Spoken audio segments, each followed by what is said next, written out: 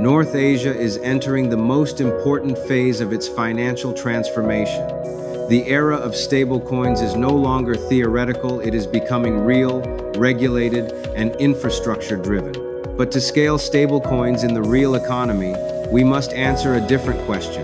Not which token wins, but which region is ready to deploy trusted digital money at scale. And the answer is clear: North Asia. Stablecoins are not a crypto product. They are simply digital dollars, programmable, transparent, fast, and globally interoperable. They work because the ledger is public. The reserves are transparent. Transfers settle instantly instead of waiting for SWIFT. Value moves 24/7 across borders. A stablecoin is not magic. It is ledger movement, not money movement. And that is why governments are now paying attention. Why stablecoins will bloom now? Two technological forces are finally converging. FinTech times Web3.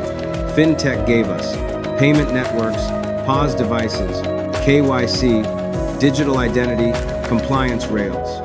Web3 provided instant settlement, global interoperability, tokenized assets, on-chain auditability. Together, they form the missing foundation for trusted digital money.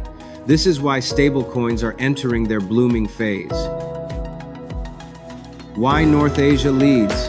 North Asia is uniquely prepared. Japan, full legal framework for fiat-backed stablecoins. Korea, high-speed fintech ecosystem plus strict AML. Taiwan, most sophisticated retail payment environment in the world. Hong Kong, institutional corridor for global capital movement. These markets have high trust, high compliance, high retail throughput, high-quality payment hardware. Government-backed digital transformation. This is the perfect environment for regulated stablecoins like USDC. Why trust matters more than technology? The true bottleneck is not blockchain speed.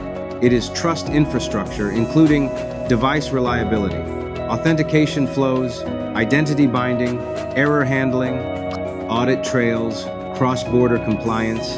This layer is invisible, but it is everything. I spent 25 years building POS, kiosk, and financial hardware across North Asia. I know this truth. Every digital dollar begins and ends on a device.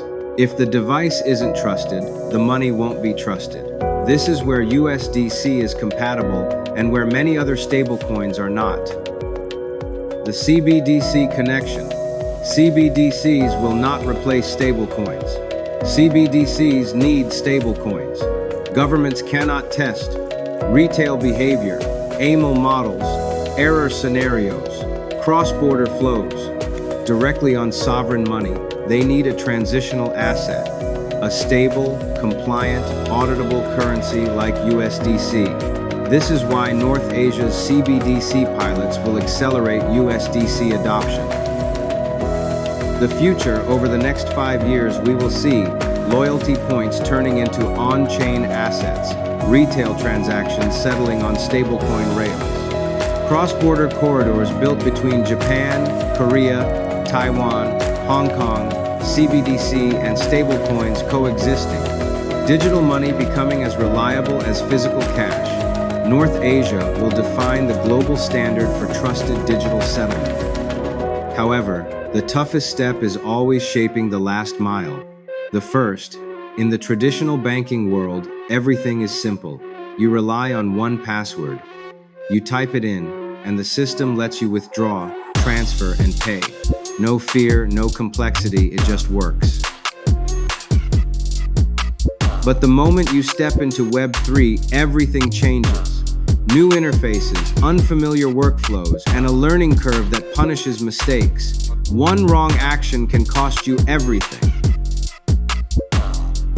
In banking, if you forget your password, you reset it.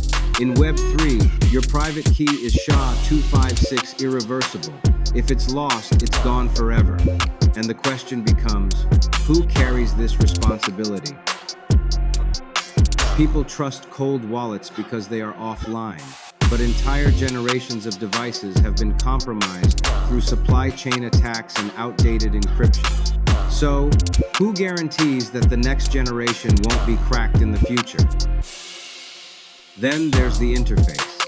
Is blockchain user interface empowering users or overwhelming them? Which government is willing to deploy a system where one wrong click can destroy a citizen's entire financial life? And what about banks? How do they reconcile Web3 wallet flows with centralized ledgers? Where is the audit trail? Where is the compliance model? Today, nothing is standardized. At the government level, a stablecoin outage becomes a national event. Power waste, GDP loss, infrastructure failure. These are responsibilities no government wants to sign their name on. So we end up with the most important question: how do we solve all of this, and where do we even begin? The solution cannot be deployed all at once. It needs layers, maturity, a timeline, and a clear export outlet. An ecosystem that generates real, measurable liquidity as an asset. There is a solution, a very clear one, and that is the next episode. These questions are not obstacles, they are signals. Signals that the world is ready for a new kind of financial infrastructure, but only if we build it the right way, not all at once, not in chaos, but layer by layer in the right order, through a gateway that can actually hold the weight of real liquidity and real economic activity. That gateway exists, and the ecosystem around it is already taking shape. In the next episode, I will show you what that gateway looks like, how it works, and why it becomes the natural export outlet for stablecoin deployment in this region. For now, let's pause here, because the next chapter deserves its own stage.